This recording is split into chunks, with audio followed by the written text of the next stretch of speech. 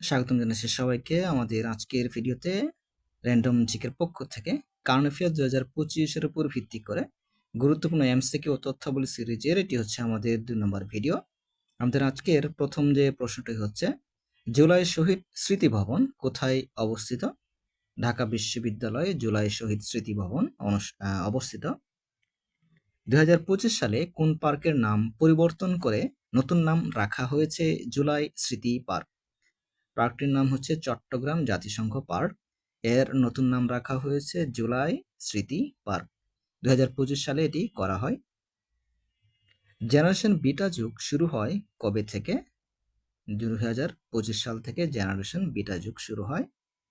Generation alpha 2010 থেকে 2024 সাল পর্যন্ত যাদের জন্ম তাদেরকে আমরা বলবো জেনারেশন আলফা।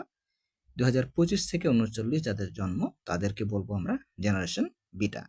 10 থেকে 24 আলফা, 25 থেকে 39 বিটা। ডোনাল্ড ট্রাম্প মার্কিন প্রেসিডেন্ট হিসেবে দায়িত্ব গ্রহণ করেন 2025 সালের কত তারিখে? তারিখটি হচ্ছে 20শে জানুয়ারি 2025 সালে ডোনাল্ড ট্রাম্প মার্কিন প্রেসিডেন্ট হিসেবে দায়িত্ব গ্রহণ করেন। পুরো নাম হচ্ছে ডোনাল্ড জন ট্রাম্প। মার্কিন যুক্তরাষ্ট্রের 47তম রাষ্ট্রপতি তিনি। তার রাজনৈতিক দলের নাম রিপাবলিকান পার্টি। এর আগে তিনি 2017 থেকে 2021 সাল পর্যন্ত 45তম রাষ্ট্রপতি হিসেবে দায়িত্ব পালন করেছিলেন। এর মানে হচ্ছে 45তম হচ্ছে ট্রাম্প, 46তম জো বাইডেন এবং 47তম হচ্ছে পুনরায় ট্রাম্প। ব্রিক্সের 10ম সদস্য হিসেবে যোগ দিয়েছে কোন দেশ? ইন্দোনেশিয়া ব্রিক্সের 10ম সদস্য হিসেবে যোগ দিয়েছে। ব্রিক্স প্রতিষ্ঠিত হয় 2009 সালে। বর্তমান সদস্য দেশের সংখ্যা 10টি। সদস্য দেশ হচ্ছে সর্বশেষ সদস্য হচ্ছে ইন্দোনেশিয়া। 7ই জানুয়ারি 2025 সালে তারা ব্রিক্সের সদস্যপদ লাভ করে। ব্রিক্সের 17তম সম্মেলন 2025 সালে অনুষ্ঠিত হয় ব্রাজিলের রিও ডি জেনেরিও শহরে এবং 18তম সম্মেলন 2026 সালে অনুষ্ঠিত হবে, সেটি হবে ভারতে অনুষ্ঠিত হবে। ডোনাল্ড ট্রাম্প নির্বাহী আদেশের মাধ্যমে কোন উপসাগরের নাম পরিবর্তন করে আমেরিকা উপসাগর করেন? উপসাগরটির নাম হচ্ছে মেক্সিকো উপসাগর। এর বর্তমান নাম হচ্ছে আমেরিকা উপসাগর। এটি শুধুমাত্র আমেরিকানদের জন্য, তবে পুরো পৃথিবীর জন্য এখনো কিন্তু উপসাগরটি মেক্সিকো উপসাগর নামেই পরিচিত।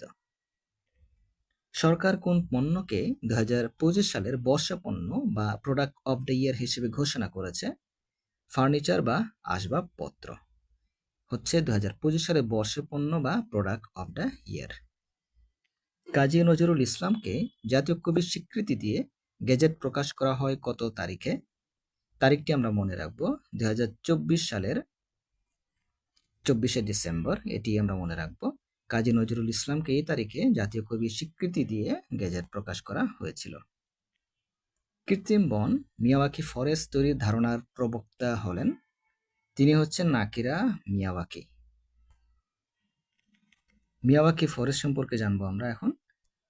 জাপানের বিখ্যাত উদ্ভিদবিদ আকিরা মিয়াওয়াকি হচ্ছেন এই ধারণার প্রবক্তা। এই পদ্ধতিতে লাগানো গাছ সাধারণ বনের গাছের চেয়ে 10 গুণ দ্রুত গতিতে বৃদ্ধি পায়। বছরে অন্তত 1 মিটার বাড়ে। মিয়াওয়াকি উদ্ভাবিত এই বন তৈরির পদ্ধতি ব্যবহার করে কোনো স্থানে 20 থেকে 30 বছরের মধ্যে গভীর বন তৈরি করা সম্ভব। আর এই বনের বিশেষ বৈশিষ্ট্য হচ্ছে অন্য সাধারণ বন থেকে এই বন 30 গুণ বেশি কার্বন ডাইঅক্সাইড শোষণ করতে পারে। গুরুত্বপূর্ণ তথ্য হচ্ছে বাংলাদেশের মিরসরাই উপজেলার সোনাপাহাড় এলাকায় প্রকল্প সোনাপাহাড় প্রকল্পে প্রথমবারের মতো পরীক্ষামূলকভাবে এই মিয়াওয়াকি ফরেস্ট ধারণা বাস্তবায়ন করা হচ্ছে বাংলাদেশে। গ্রামীণ বিশ্ববিদ্যালয় কোথায় অবস্থিত? গ্রামীণ বিশ্ববিদ্যালয় ঢাকায় অবস্থিত। গ্রামীণ বিশ্ববিদ্যালয় এর প্রতিষ্ঠাতা হচ্ছে গ্রামীণ ট্রাস্ট। অবস্থান দিয়াবাড়ি, ঢাকা, বাংলাদেশ। 2025 সালে এটি সরকারি অনুমোদন লাভ করে। আশা করি বুঝতে পেরেছেন। তাহলে আজকের ভিডিওটি আমরা এখানে শেষ করব। সবাই ভালো থাকবেন, সুস্থ থাকবেন। ধন্যবাদ সবাইকে।